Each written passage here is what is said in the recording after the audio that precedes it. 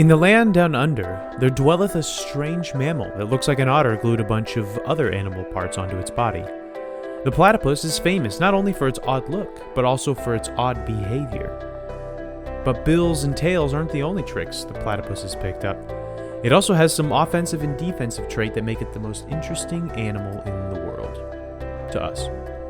But that's just how you survive in Australia here in life, death, and taxonomy.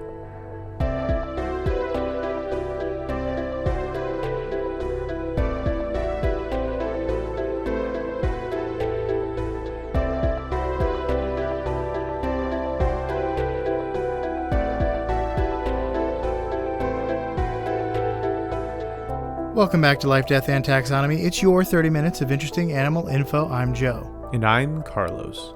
And today we're talking about a creature that looks like it's specced into every skill tree, but more on that later.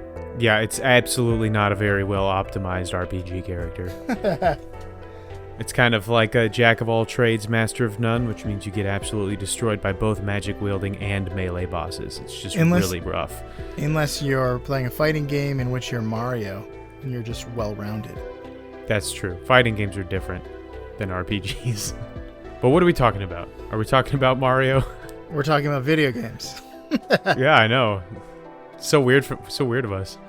We are talking about the King of Fools, the premier weird animal, the one that everyone's thinking, why haven't they talked about this yet? It's the weirdest animal of all time, the platypus. Yeah, it's kind of like a given. Just if you're talking about weird animals, you can't not include the platypus. And we've held off from talking about it long enough, I think. Yeah, it's. I feel like once we got to our 100th, we earned the right to do the obvious ones, you know? Yeah, even though we did the tardigrade and the That's mantis true. shrimp within our first 10. Those are probably on top 10 lists of weird animals. Yep. But hey, you guys liked them. They got lots of views. Yeah, everyone's staring at their audio players. Yeah, everybody's listening to our first episode ever on the Humboldt Squid. That's like our worst episode ever. Oh, yeah. It's so bad. It's like one of our most listened to, and it's like the clunkiest, and there's a lot of more ums than usual. Yeah, our editing, a lot, but that's pretty. Our editing skills weren't on point. Yoshi barked for half. My dog Yoshi barked for half of it. The audio is just not that great. We don't have any of our segments. It's just I don't understand why that has like 500 views. People like to start. People didn't want to get to just start with the most recent episode and not know any of the lore. You know? I have never logged on to a new podcast and gone back to the first episode, but. Hey, if everyone listens to the entire show, that works for me. I ain't complaining. It's just I always just like, oh, a new podcast. I'm gonna listen to literally the last episode that came out. Did you guys know that if every single person that listens to this podcast shared it with one friend that doesn't, our podcast listens would double? That's crazy. Where'd you even get that math from? I crunched the numbers. It took a fortnight, but it was worth it. Well, we're back to talking about video games. Fortnite. No. Can we talk about the platypus, please? Sure. Would you like to hear? Do you have any names? I do. Even though platypus is a fun enough name anyway, but we'll call it here the wet weasel duck shark beaver. Rolls right off the tongue. Also the cutest chimera, and of course, Perry. Perry the platypus. Can't not call it Perry. Maybe the most famous platypus. Yeah. Because I can't think of any others. Would you like to hear about famous science? one. Yeah. Science's names? Tell us a science. Tell me one science, please. It's in the kingdom you know, love, and are in the kingdom Animalia. All right, that's enough science for me. I don't like it. You love it. I do love it. I am in it. So and the phylum you're also in is Chordata. The class is Mammalia, though that is challenged in certain. Well, it's not actually challenged, but the animal weird. itself defies its stars in that way. But science is like, chill. Is that a Romeo and Juliet reference? Of course. Oh. But a Leonardo DiCaprio Romeo and Juliet? It's just the regular one. Oh, there's just a scene where he like gets down on his knees and screams to the sky that he Isn't there defies guns the in that stars. one? Yeah, it's like it takes place in like 1993. Everybody looks like they're in NSYNC. It's not good. Speaking of NSYNC, this platypus is in the order Monotremata. Okay. I'll take it. Because NSYNC lays eggs of albums, you know. Sure, yeah. All the time. Family is You got this. Ornithorhynchidae. Yeah. That makes sense to me. I think it's the last surviving member of this family. Yeah, it is. And it's the genus Ornithorhynchus and the species Anatinus. Ornithorhynchus anatinus. Anatinus. But yeah. Interesting. Yeah, it is the only member of its family and genus. And of course the only member of its species. But since we're in the business of naming things, let's get to my favorite part of the show. That little part of the show I like to call Measure Up. Oh, okay. I don't know why I said that. I got into the character. I meant critter groups. That's my favorite part of the show. Critter groups. There, you can splice that in somewhere. The part of the show where I ask you a question, Joe, and that question is the same every time. What is the name of a group of this animal, or what is the collective noun, or what is the term of venery for this animal? And of course, we're talking about platypuses. I don't think it's platypi. Actually, yes, it's definitely not platypi. It's platypuses. So, if you saw a bunch of platypuses swimming around, having a great time, or waddling around, or whatever, would you say that's A, a paddle of platypuses, B, a splash of platypuses, C, a committee of platypuses, or D, a dynasty of platypuses? Give me running those first two by me again. Paddle and splash. I'm gonna go with paddle. Whatever, paddle. It's the obvious choice, but there's no rhyme or reason, so go with your heart. Final answer? Yes. Ding, ding, ding, you're correct. Whoa! Why is that the obvious choice? Because its tail looks like a paddle. But it splashes. It does. And you weren't But even so does you weren't everything even in the diverted by committee and dynasty. Oh, I thought long and hard about both of those, but Okay. they seem... Dynasty just doesn't seem right. Doesn't feel... I went with my heart. Even though last week we learned that was a thing not to be trusted. Yes, yes. I was afraid that the fact that C was committee and D was dynasty would be apparent that I made them up. Well, you said you've done that before. Yeah, but yeah. Since they didn't all align to that this time, then if I had thought of it, it would maybe would have made me think twice. I'm trying not to establish a pattern, but I will establish a paddle of platypuses. That is a pretty cute term of venery. I can just picture a small clear pond with a whole paddle of platypuses just having a great time. Me too. Okay, would you like to know what it looks like? Yes. Okay. I'm at the edge of my seat because this is actually the craziest part about it. Yeah. A platypus has one of the most infamous looks in the animal kingdom. These duck-billed beavers look like hybrid animals from the world of Avatar: The Last Airbender, not the blue one. Not the blue Last Airbender, the Chinese one. It takes place in China. Yeah, pretend China. Yeah. Yes, Magic China. It's so weird. When Europeans first saw drawings of it in the 18th century, they thought it was a hoax, like the jackalope. Yeah, jackalope. I would probably think the same thing. The platypus has a river mammal's body, like a beaver or an otter, with thick, dense fur to wick off moisture and glide through the water like a pair of moisture-wicking dockers. Mm-hmm. I know exactly what you're talking about. Also, like a beaver, they have broad, flat tails that aid in swimming. Although I think they might be a little less flat than a beaver's. I don't think they're meant for slapping down sticks in mud. No, but broad they are.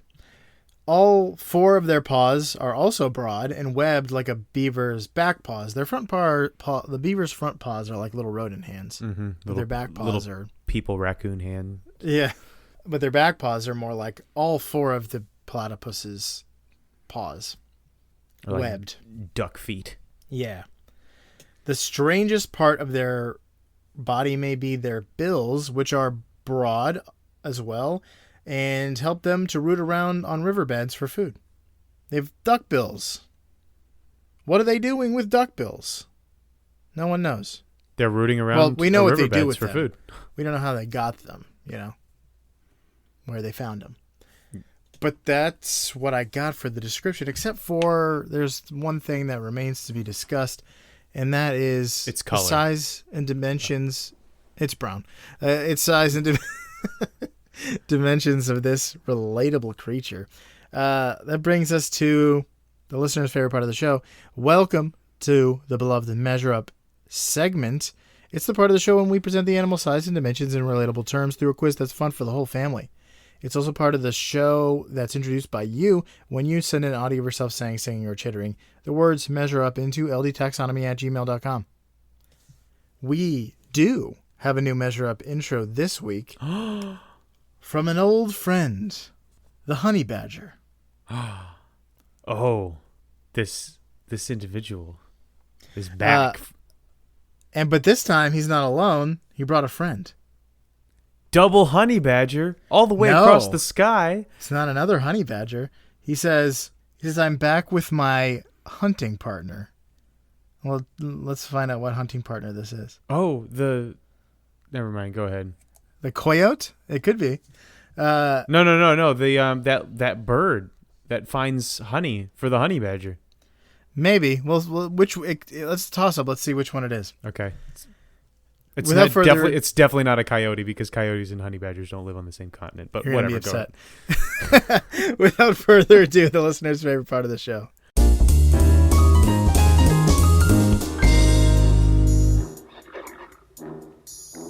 Measure up.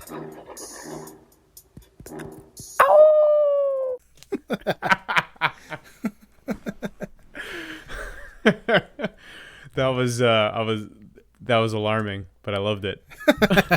Well, there you have it. Thanks, Honey Badger, for your second submission and for the help of your coyote friend, who I imagine if a honey badger was lost in the American Southwest, he'd team up with a honey badger. I mean, a coyote. With a coyote. Yeah, for sure. Like his escaped his zoo, or the other way around. Maybe in, Southeast Africa they have zoos with coyotes in them. I wonder. Probably not. They've got enough weird animals over there that they don't need to take animals from other parts of the world to show.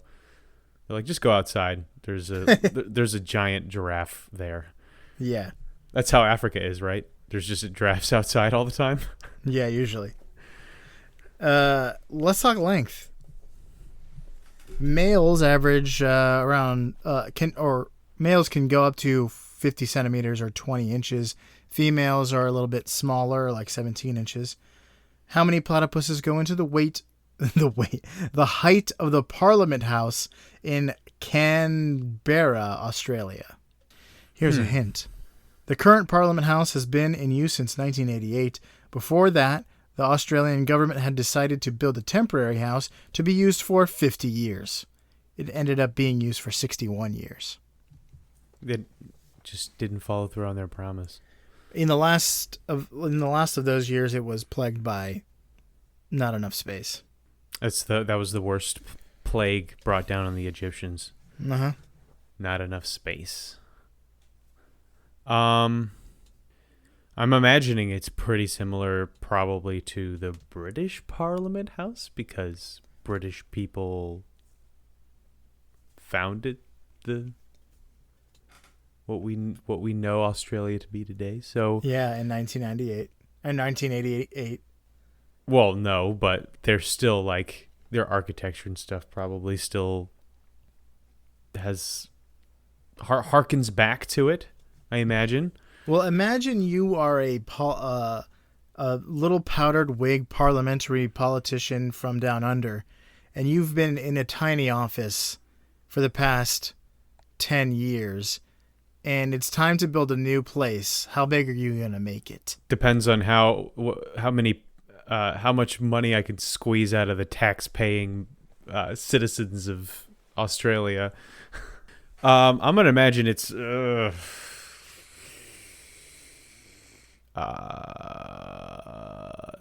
the height. I'll say it's so if it's like the regular parliament, that means that there's probably like a focal point at the center that's taller than all the rest.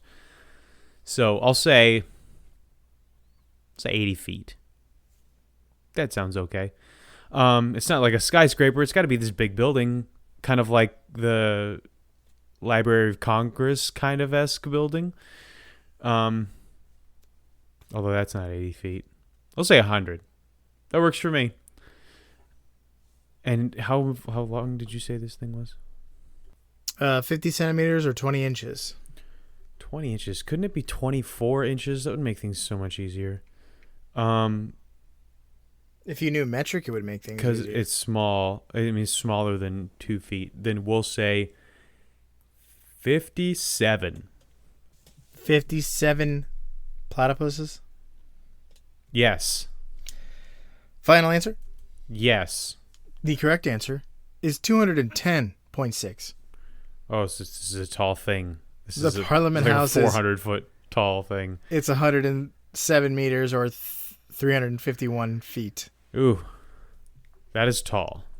It is tall, and you thought it was just this quaint little Australian Capitol building. No, I was just picturing the British Parliament building. That's not 300 feet tall.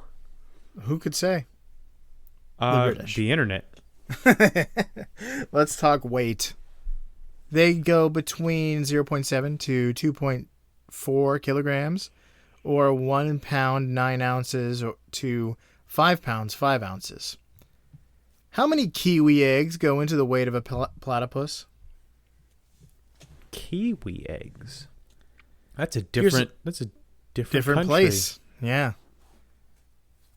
Though often mistaken for one another in terms of accent. But here's a hint. Kiwi eggs are the largest proportional to body size for any bird. The egg takes up a huge amount of space in the tiny bird's body cavity and comes out much larger than a chicken egg, despite a kiwi being much smaller than a chicken. I'm going to say it's 1/4 pound, which means... Quarter pounder. Yeah, Give me a 1/4 pounder omelet, please. Oh, that sounds delicious. So I'm going to say 21. Yes. No. 23. 23. Kiwi eggs. 23 eggs. It's in 5 pounds, 5 ounces, upper end of average. So, yeah. The correct answer is 8. Oh, wow. Those are big eggs. Kiwi eggs are 30 grams. They're about 1/2 pound, 0.6. Oh, my. That is...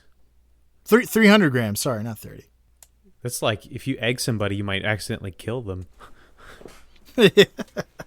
It's like, man, like that's a big egg for a little bird. Yeah, I've never seen a kiwi up close, but... Wait a minute. I have to know something. A kiwi bird is like 4 pounds. So it has an egg that's 1/2 pound. Yeah. Good 1/8 of its body weight. Yeah. Increase your body weight by 1/8. It's a great diet season. Diet season for kiwis is just laying an egg. Okie dokie. That's all I got. All right. It's time for the major fact. No, let's do some fast facts, actually. Oh, wow. That's all I got for Measure Up. You just totally threw me for a loop of lies there. There's more than one fun thing about this bird mammal. This beaver bird. This beaver bird reptile, Justin Bieber. The platypus lives in eastern Australia and in Tasmania. They prefer lands with waterways like streams and rivers that support their semi-aquatic lifestyle. The look of a platypus isn't where it stops being a strange collection of animal traits. It's also one of only 4 living monotremes. I forgot one. Which are mammals that lay eggs. The other 4 are species of echidna. Platypuses lay 2 to 3 already fertilized eggs at a time. Though they have a bill like a duck, their eggs are soft and leathery like a reptile. Ew. They incubate. Yeah. It's nice for the laying, I'm sure. I'm sure, yes. They incubate inside their mother for 28 days and only incubate outside for about 10 days. So they kind of lay eggs. It's more like, I'm really sick of incubating this thing in my body. I'm just gonna put it down. Yeah, we're gonna do the last lap of this relay outside. So you can't really make a platypus omelet by collecting their eggs because there's a little baby platypus in there. Yeah, that you would. I wonder if they, like chickens, lay eggs whether or not they're fertilized. Like they just lay eggs anyway. Who? Them? No. No. The eggs they lay are. Somebody Googled when I was doing research. Somebody Googled, can you eat platypus eggs? And they're like, I mean, yeah. If you're a monster. Yeah, unscrupulous egg eating. When hunting, they close their eyes and rely on other senses to locate their target, like a Jedi. But that's because underwater, their eyes aren't that great. That you had shown me something that their eyes are very different from a typical mammal's. Yeah, their eyes aren't that great in general. Yeah. Maybe they are because they do all their hunting with their broad bill snouts, because the snout has this soft, sensitive skin on the end that can feel for subtle signs of prey like movement and vibrations. And then they eat worms and larvae and shrimp and crayfish. So maybe because that's how they do most of their hunting underwater, where mammal eyes, unless they're specialized, that aren't that good. You'd think that, but they like don't otters, need their eyeballs as much anymore. Otters have, better eyes than that. So, but That's true. It doesn't have these other senses to rely on. That's true, and that's all I got. Okay, well, in that case, it's time for the major fact, which I am calling the Rogues Gallery. Spider-Man's Rogues Gallery. Venom and Electro. So as we mentioned, and as you already know, the platypus is a weird animal. Despite laying eggs, having a duckbill, webbed feet, mole fur, and a beaver tail, there are a few other tricks it has up its sleeve. And the first comes down to the infamous cowboy basketball team, the Spurs. Male platypuses have little spikes on their hind duck feet that inject a protein-based venom into would-be attackers, which is mostly like rival males. They don't really get a lot of actual attackers. And this venom is unique to platypuses, and it's strong enough to kill small to medium-sized animals. So people have actually lost their dogs to platypus venom, so don't mess with them. And it's not fatal to humans, but it'll cause excruciating pain, and it's often enough to incapacitate you. So be careful when handling them, as cute as they are. I'll keep that in mind. Yeah, I know you pick them up every day, so just keep that in mind. Just be careful. The venom actually causes fluid retention in and near the wound, and it can also cause you to become extra sensitive to pain for months afterward. Oh no! Yeah, you know that like feeling you get, like having a burn, a first-degree burn. Don't get broken up with right after Platypus sting. Oh yeah. Don't watch I'm extra sensitive. Don't watch The Pursuit of Happiness right after right after getting stung by a platypus. Yeah, so like all of this crazy stuff, and then it just has like stingers on the back of its feet. It's like this is a Swiss Army knife animal. It's Batman. Yeah. So I think the males are only venomous during mating season. So if you catch a male on the other side of mating season, they can still stab you. Yeah. It's like which isn't great. Yeah, getting stabbed isn't great, but getting stabbed with poison is even less great. Venom, I mean. Yeah, things could always be worse. You could have been stabbed. You could have been stabbed with poison. Yeah, I mean, we used to say that all the time. Like, if you're encountering a bad situation, just remember that you could always be stabbed. And that's worse. And that's probably going to make your situation worse. And if you're stabbed, even if you've already been stabbed, you could be stabbed. Have been stabbed with poison. Yeah, even if you've already been stabbed, you could be stabbed again, and that automatically makes your situation worse. So, and now you have poison on top of it. It's just always look on the bright side of life. But that's not the only trick that Perry the platypus has up his sleeve. He also knows the special move electrolocation, which he learns at level 45 after defeating Blaine. We're just going full video game on this one. But electrolocation is the ability to use electricity to locate prey. And you probably already know this. We've mentioned it with sharks. Sharks have electrolocation. So, and a lot of other fish have it as well. They can sense the electrical fields generated when a muscle contracts. So they can sense specifically when like flailing or struggling fish or insects or things or shrimp pop up on their radar because there's a lot of muscle contraction. So that this ability helps them underwater when their terrible eyes are closed anyway. So they when they're digging around at the bottom of lakes and streams and things like that for crayfish and shrimp and whatnot, their electroreceptors are constantly looking for prey around them, as well as using their tactile senses on their bill for anything that they come in contact with. And the electroreceptors are in their duck bill as well. So this bill actually serves a purpose. And if it's lucky, it'll be written into a law. Get it? I'm just a bill. Just a lonely... It's a Schoolhouse Rock reference. So yeah, it's when it goes underwater, it completely closes its eyes, ears, and nose. So it totally relies on tactile sensation, and it relies on electricity to eat. Kind of like me, because I like microwave dinners.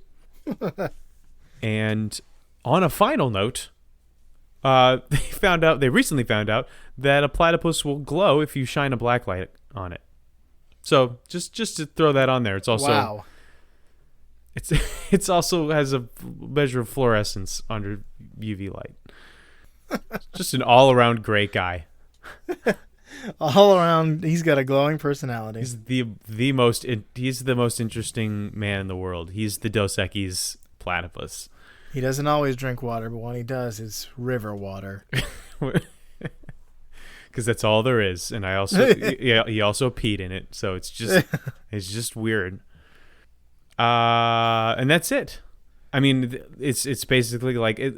Again, with the mammals, especially like famous mammals, tend to have lots of different crazy stuff that they can do, and the platypus is no exception. No exception indeed. Well, that's all I got. Electroreception.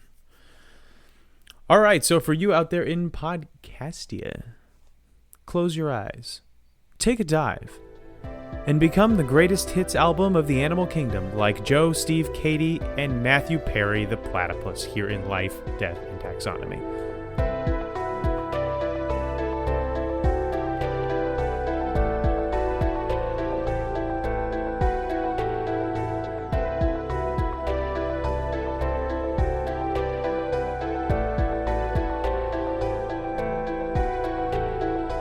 Hey LDT listeners, thanks for listening to the end of the episode. For your loyalty, you get a shameless self-promotion from us.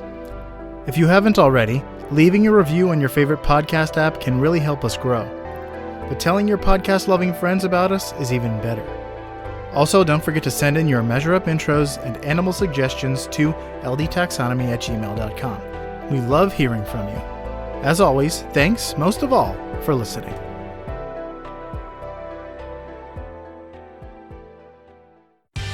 Life, Death, and Taxonomy is my favorite in the world podcast. Okie dokie. Moving right along.